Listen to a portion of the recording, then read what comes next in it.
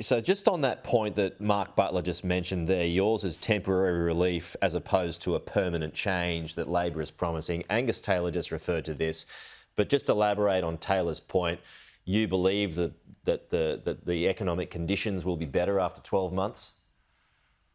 Well, we plan to get inflation under control. Apparently the government doesn't, but we believe that we can get inflation back under control by going back to basics with proper economic management and prudent budget management. And we will get inflation down so that costs and prices stop rising. And that's why this is temporary targeted relief, but relief which will start straight away. We're not going to wait 15 months because Australians need it now. They're struggling right now. And if you're a family living in the suburbs, driving to work, driving the kids to school, running errands, if you've got one car, this is going to be a big difference to you. If you've got two, it's going to be even more significant, far more relief, far sooner than what Labor is promising you. Problem's going to be inflation though, James. Economists, and one of them just pointed out on this program that yes, it'll be a great saving, but it means that that saving goes to discretionary spending, which is inflationary. Well, I don't agree on a couple of levels, but even if we did accept that, well, then the same would apply to the government's tax cuts as well. But the difference with petrol is that petrol is a key input in the basket of goods for inflation.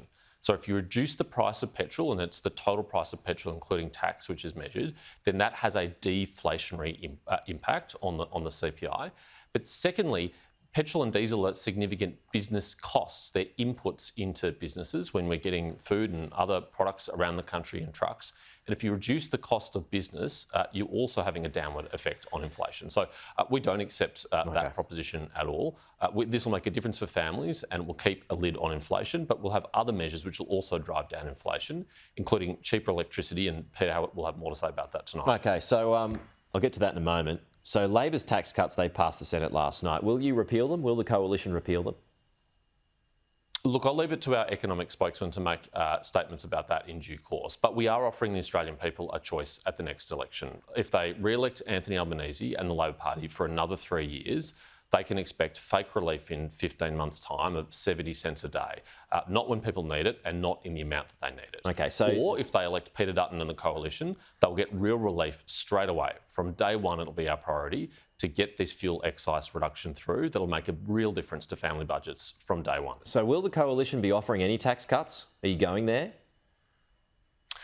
Pete, you won't be surprised I'm not going to announce that on your program today. Okay. We will have more to say about all of our economic policies and our economic plan. I mean, it would be expensive if you did both, right?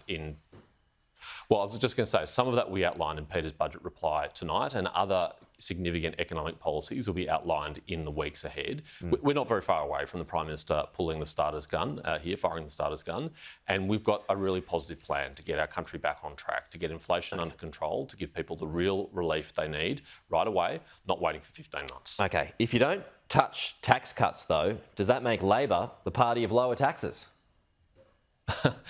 If you stop the average man or woman in the street, no one would tell you that the Labor Party is the party of lower taxes. It is in their DNA to take more of the hard-earned money that they take home and to keep it for themselves. By now having this policy, they are, aren't they?